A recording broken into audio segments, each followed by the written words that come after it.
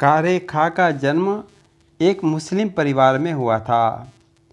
बचपन में भक्त रस खान और रजिया सुल्तान की कृष्ण भक्ति की कथा सुनता रहता था।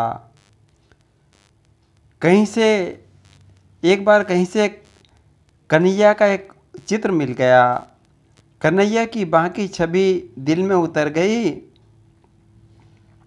और बस श्याम सुंदर पर निछावर हो गया। कृष्ण के प्यार में अपने मजहब को भुला दिया। कृष्ण का दीवाना हो गया। वैसे तो कृष्ण के एक से एक सुंदर रूप हैं, परंतु कारे खां को तो श्री जगन्नाथ जी ही सुहा गए।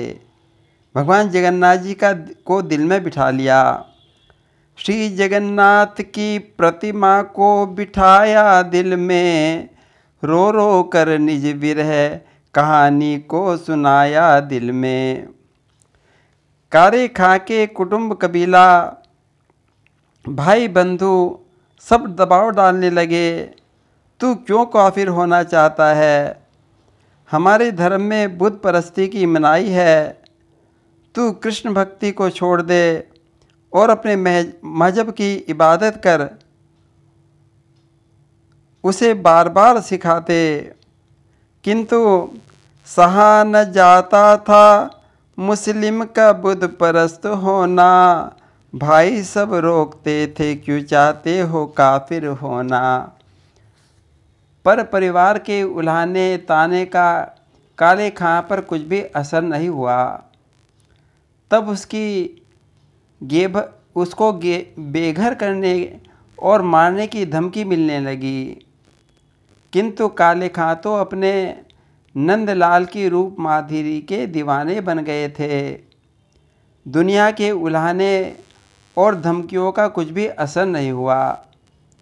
चाहे जितना कह डालो, कारे खां का निश्चय तो अटल है। कृष्ण की दर्शन की लालसा बढ़ती जा रही थी। कहने लगे, धधकती आग की ज्वाला में जला लो मुझको, तुम्हारी मर्जी हो सागर में डुबा लो मुझको। चाहे जहरीला कोई सांप से कटा लो मुझको, चाहे पहाड़ की चोटी से गिरा लो मुझको। जमी पे गाड़ के कुत्तों को चिरवा दो मुझको, आरजू इतनी है मेरा कृष्ण मिला दो मुझको। बार बार श्री कृष्ण की याद में रोता रहता। विरोधियों के सारे प्रयत्न विफल हो गए। कारे खां की भगवत दर्शन की बेसब्री बढ़ने लगी। जैसे जैसे श्री कृष्ण दर्शन की लालसा बढ़ने लगी, उधर संसार की घोर विरक्ति होने लगी। रात दिन मोहन प्यारे के दर्शन की तमन्ना बढ़ने लगी। दुनिया से वैराग हो गया। श्री कृष्ण दर्शन की लालसा बढ़ने लगी। अब तो दुनिया के झमेले से निकालो दिल को, प्यारे मोहन के चलो दर्श कर दिखला दो मुझको। प्यारे के दर्शनों की ललक मन में चल पड़ी। तभी एक दुर्घटना घट गई। काले खां के बेटे को काले नाग ने डस लिया। अब तो विरोधियों का उल्हाना देने का मौका मिल गया। तूने अपना मजहब छोड़ा, इसी का यह फल मिला। अब भी अपने मजहब में लौटा। परंतु काले खां का तो दिलदार कृष्ण पर कुर्बान जो हो चुका था। किंतु लोगों को क्या कहें, चुटकी लेने लगे, ताने मारने लगे। काले खां, जरा अपने मोहन से कहो कि तुम्हारे प्यारे बेटों को जिंदा कर दे। कारे खां पर तो वज्रपात हो चुका था।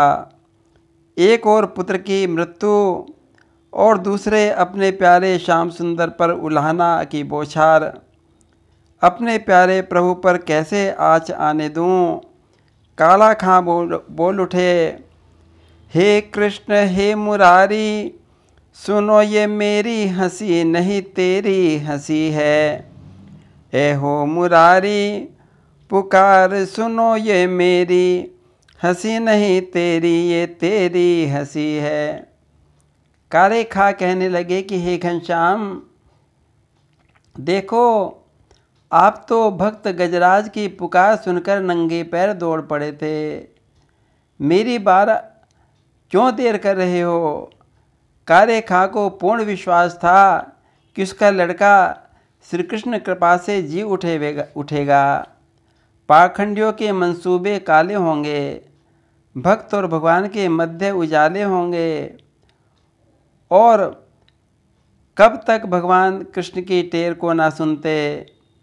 काले खां के कानों में भगवान की आवाज़ गूंज उठी, अरे काले खां, तू अपने पुत्र को अपनी कविता पढ़कर सुना दे, अपनी कविता से झाड़ दे। तब काले खां ने उसके कान में अपनी कविता के 2 शब्द कह दिए। कारे के बेटा को जब कारे ने खायो, कारे की कविता सुन बेटा जिवायो। और काले खां का ये मंत्र बेटे के कान में गूंजा और वो तो उठकर बैठ गया। पूरे परिवार में आनंद छा गया। काले खां का विश्वास सुदृढ़ हो गया। मेरे विश्वास की विजय हुई। मेरे प्रभु अपनी आपकी जय हो, आपकी जय हो प्रभु। कुछ दिनों बाद जगन्नाथ भगवान की रथ यात्रा का समय आ गया। भक्तों की मंडली जनकपुरी जगन्नाथपुरी जा रही थी। बस फिर क्या था, काले खां भी मंडली के साथ हो गए। कीर्तन करती करती मंडली चल दी। भक्त भगवान के कीर्तन सुनाए जाते थे, जय हो जगन्नाथ के नारे लगाए जाते थे।